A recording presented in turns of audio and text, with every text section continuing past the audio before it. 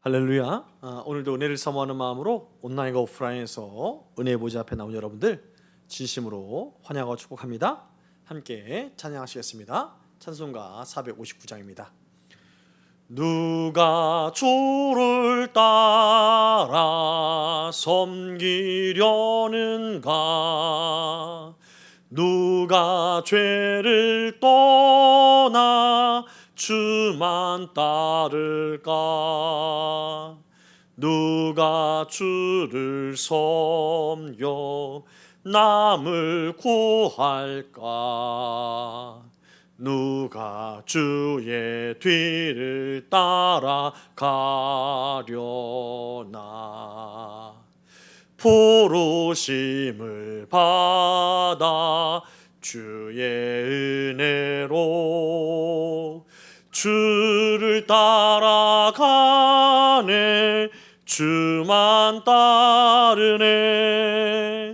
세상 영광 위에 따름 아니요 크신 사랑이네. 주만 따르고 주가 내려주신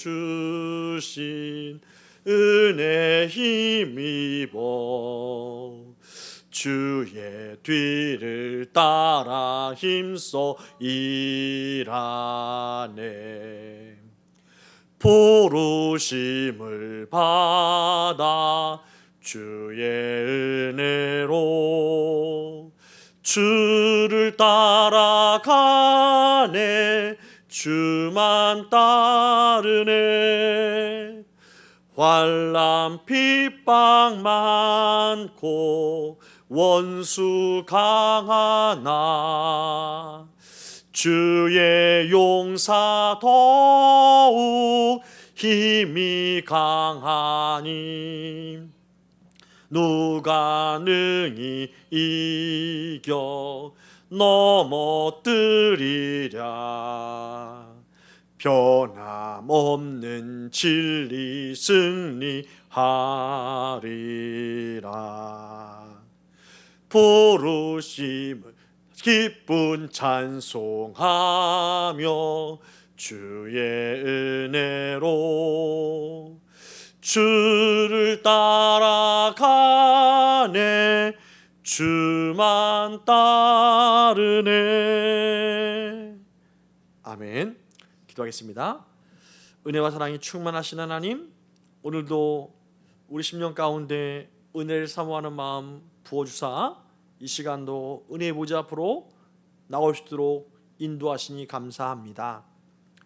이 시간 우리가 주 앞에 나아갈 때에 신령과 진리 안에서 우리의 마음과 뜻과 힘을 다하여 주님을 예배하길 소망하오니 우리의 드려지는 모든 예배를 통하여서 성삼위일체 하나님만 홀로 영광 받아 주옵소서.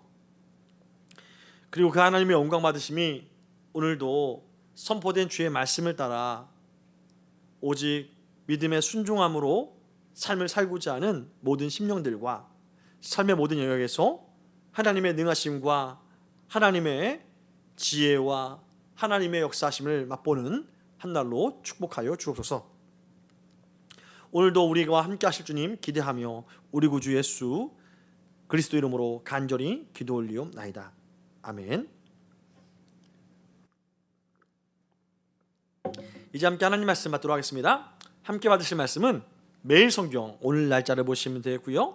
성경 본문으로는 창세기 11장 10절부터 30절 말씀입니다.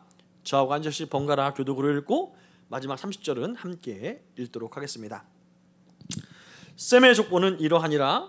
셈은 백세 곧 홍수 후 2년에 아르박삿을 낳고 아르박삿을 낳은 후에 500년을 지내며 자녀를 낳았으며 아르박삿은 35세에 셀라를 낳았고 셀라를 낳은 후에 403년을 지내며 자녀를 낳았으며 셀라는 30세에 에벨을 낳았고 에벨을 낳은 후에 403년을 지내며 자녀를 낳았으며 에벨은 34세에 벨렉을 낳았고 벨렉을 낳은 후에 430년을 지내며 자녀를 낳았으며 벨렉은 30세에 루를 낳았고 루우를 낳은 후에 209년을 지내며 자녀를 낳았으며 루우는 32세에 수룩을 낳았고 스룩을 낳은 후에 207년을 지내며 자녀를 낳았으며 수룩은 30세에 나홀을 낳았고 나홀을 낳은 후에 200년을 지내며 자녀를 낳았으며 나홀은 29세에 데라를 낳았고 데라를 낳은 후에 190년을 지내며 자녀를 낳았으며 데라는 70세에 아브라함과 나홀과 하란을 낳았더라. 데라의 족보는 이러하니라. 데라는 아브람과 나홀과 하란을 낳고 하란은 롯을 낳았으며 하란은 그 아비 데라보다 먼저 고향 갈대아인의 우르에서 죽었더라. 아브람과 나홀이 장가들었으니 아브람의 아내의 이름은 사레며 나홀의 아내의 이름은 밀가니 하란의 딸이요 하란은 밀가의 아버지며 또 이스가의 아버지더라. 함께 읽겠습니다. 사례는 임신하지 못함으로 자식이 없었더라. 아멘. 아멘. 저는 오늘 본문의 말씀을 가지고 약속을 여는 부르심이라는 제목으로 하나님의 은혜를 함께 사모하고자 합니다. 사랑하는 성도 여러분, 올 한 해 잘 지내고 있습니까? 우리가 바라기는 작년보다 올 한 해는 더 세워지고 회복되어지기를 원하는 것이지요. 실패했던 모든 기억들이 놀라운 반전으로 나타나기를 기대하는 것이 우리의 소망입니다. 하지만 이러한 소망과는 달리 우리 현실은 어떻습니까? 어쩌면 더 크게 무너지고 더 답답한 정도로 답답하고 또 조용해질 때가 있지요. 오히려 이전보다 더 평범해지고 더 반복되고 또 마음이 힘들 때가 있다라는 것입니다. 우리가 함께 읽어본 창세기 11장도 다르지 않습니다.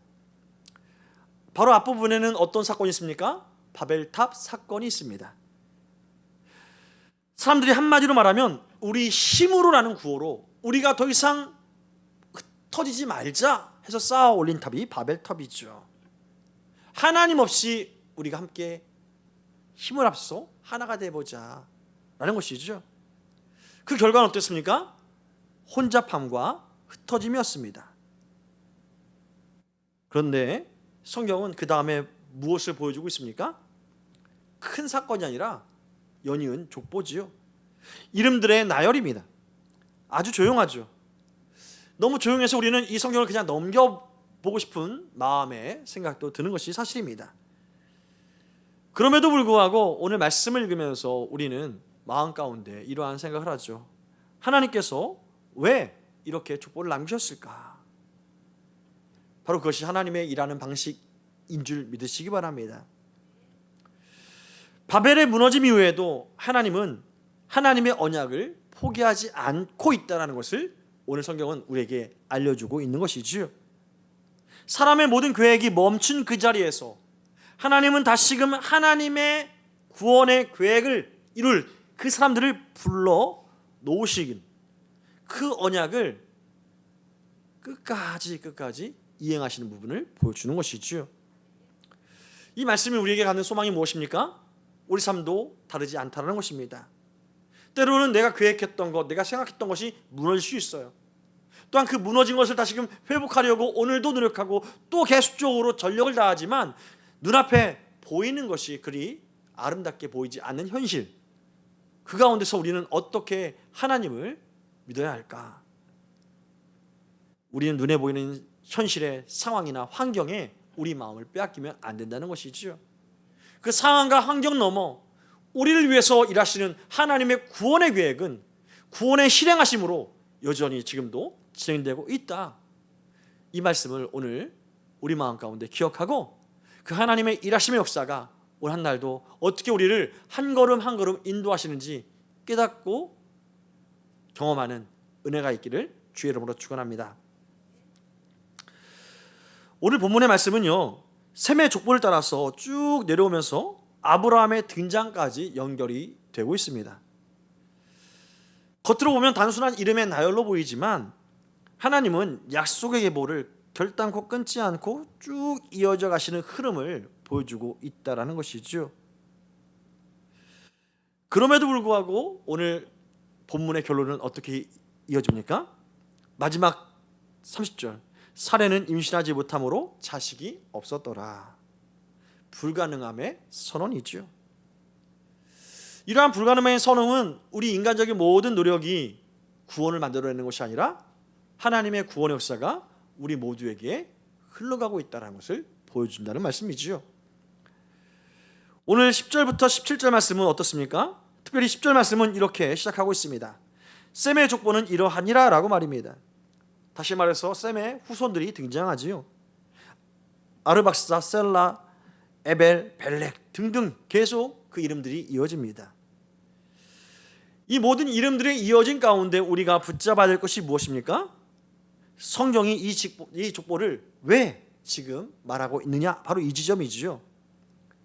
바벨에서 사람들이 하나님 없이 하나가 되려 했는데 하나님은 그 계획을 흩어버리셨습니다.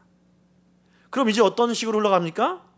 사람들은 야, 이제 끝이구나. 우리가 노력해도 소용이 없어. 이러한 생각에 머무르게 된다는 것이죠. 이제 역사는 혼잡함과 혼란함 뿐일 거야 라는 것이죠. 그런데 하나님은 그 혼잡, 그 카오스 상태에서, 그 터짐 상태에서도 언약의 줄을 놓지 않고 계신다는 것입니다. 이 족보는 무엇입니까? 너희가 흩어졌어도 나는 내 언약을 포기하지 않는다는 것입니다. 너희가 혼란할지라도 나는 내 계획대로 지금 진행하고 있다는 것을 보여주고 있다는 것이죠. 여러분, 이것이 얼마나 우리에게 위로가 되는지 아십니까? 우리는 종종 하나님께서 일하시는 증거를 어떤 특별한 사건이나 기적 이런 곳에서 찾으려고 하는 경향이 큽니다. 하지만 하나님은 특별한 어떤 사건이나 기적이 없어도 하나님의 언약을 이루어 가신다는 말씀이지요. 우리가 흔히 예배 가운데 오늘 특별한 은혜를 기도했는데 그렇게 은혜가 안 될 때, 기도했는데 그러한 어떤 특별한 응답을 받지 못했던 어떤 느낌, 내 삶에 그냥 반복을 보면서 하나님 어디 계신가 하는 이러한 우울한 생각 가운데 들 수가 있습니다. 그럼에도 불구하고 성경 우리에게 뭐라고 말씀하십니까? 그 평범한 날이 하나님의 역사가 계속적으로 흐르는 날이다라는 말씀이죠. 그렇습니다. 우리에겐 평범해 보일지 몰라도 하나님 그 평범한 속에서 하나님의 구원의 역사를 끊임없이 이루어 가신다는 것 잊지 마시기 바랍니다. 우리 삶이 조용할지라도 답답할지라도 하나님은 그 조용함과 답답한 그 깊숙이에 역사하심을 멈추지 않는다는 것이죠. 또 이어지는 18절부터 26절 말씀은 어떻습니까? 이제 족보가 데라에 이르고 또 아브라함이 등장하게 됩니다. 근데 여기서 보면 아브라함을 어떤 영웅으로 성경은 묘사하고 있지 않음을 우리는 보게 됩니다. 오히려 아브라함의 삶에서 그 상황과 환경에서 막혀 있는 듯한 느낌을 우리는 읽을 수 있는 것이죠. 어떤 막힘이 있었습니까? 먼저 죽음입니다. 누가 죽었습니까? 하란이 죽었습니다. 사랑하는 가족 안에 장례가 있었다는 것이죠. 집안에 상실이 있었습니다. 또한 두 번째는 멈춤이 있었다는 것이죠. 데라가 갈대아 우르를 떠나서 하란까지 왔는데 가나안 땅으로 가기 전에 거기서 멈춰섭니다. 어떤 이유인지 성경은 자세히 말하고 있지 않지만 중요한 것은 멈췄다라는 것이죠. 세 번째는 불임입니다. 아브라함의 아내 사례는 임신하지 못했다는 것이죠. 이것은 단지 개인의 아픔과 고통뿐만 아니라 하나님의 언약을 생각하면 치명적인 가로막힘이라 할 수 있는 것이죠. 왜입니까? 하나님은 바로 이어지는 12장에서 큰 민족을 약속하시기 때문입니다. 여러분, 오늘 말씀은 우리에게 다시 한번 오늘 하루를 시작하는 우리에게 말씀을 질문하고 있는 것이죠. 너의 마음을 지금 막고 있는 것이 무엇이냐? 너가 힘들어하고 있는 환경과 상황은 무엇이냐? 여러분, 모든 것이 다 막혀 있다 느끼십니까? 죽음의 고통, 관계의 고통, 질병의 고통, 수많은 고통과 문제들이 우리의 마음을 막는다 할지라도 결국 하나님 무엇입니까? 우리의 한계를 드러내사 하나님의 구원의 역사를 바라보게 하신다는 것이죠. 이런 상황에서 우리가 할 수 없다, 따라서 하나님께서 할 수 없다는 것을 넘어서 어떤 삶을 살기 원하십니까? 천부여 의지없어서 손들고 옵니다. 주님만이 나의 그리스도십니다라는 고백이 이어지게 만드는 것이 하나님의 목적이라는 것입니다. 여러분, 우리 삶에 막힌 그 자리라도 하나님은 여전히 그 막힌 자리에서 하나님을 찾도록 우리를 부르신다는 것 기억하시기 바랍니다. 또한 마지막으로 27절부터 30절은 어떻습니까? 이제 아브라함의 족보로 오늘 본문은 마무리가 됩니다. 사례는 임신하지 못함으로 자식이 없었더라. 여러분, 이것이 인간적인 눈으로 보면 어떻습니까? 끝이구나. 이 집안 끝났구나. 미래가 없구나. 이런 생각하게 하지만 이것은 인간적인 생각이요, 하나님은 다 계획이 있으시다는 것입니다. 12장에서 하나님은 아브라함을 만나서 말씀하십니다. 너는 본토 친척 아비의 집을 떠나 내가 내게 지시할 땅으로 가라. 그러면 내가 너로 큰 민족을 이루게 하겠다. 할렐루야. 바로 이것이 복음의 역사라는 것입니다.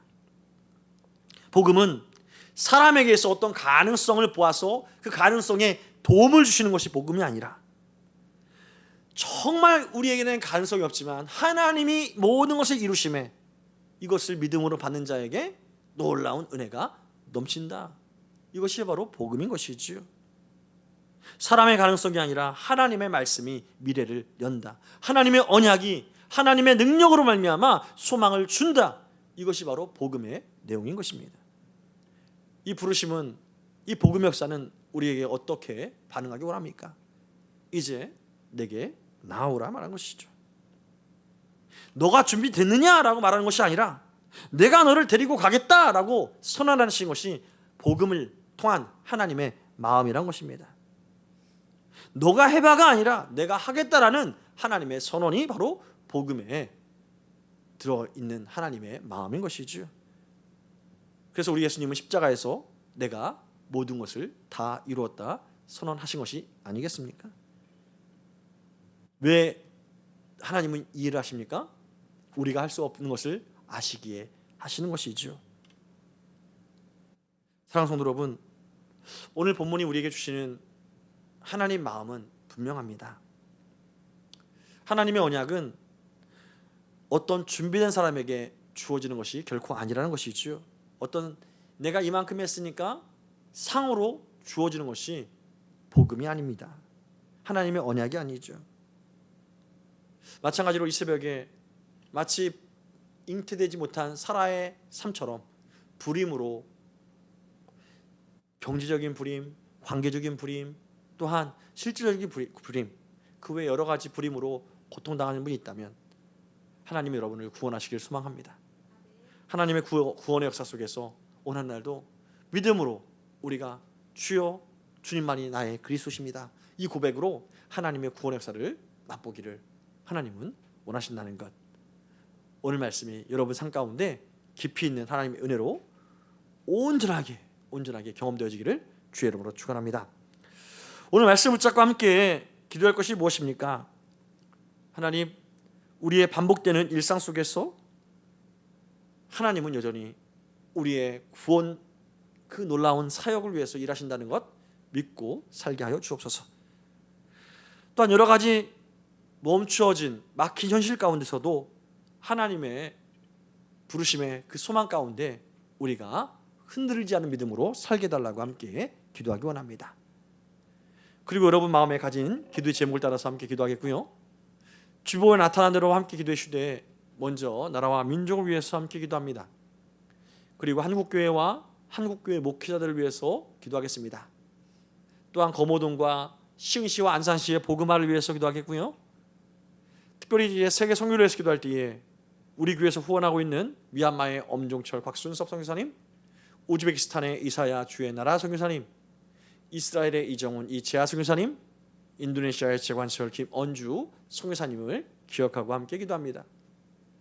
그리고 영육간에 연약한 우리 지체들을 기억하며 또한 기도하기 원하고요, 주일학교 친구들과 다음 세대 우리 자녀들의 믿음 회복과 신앙 성장을 위해서 기도하겠습니다.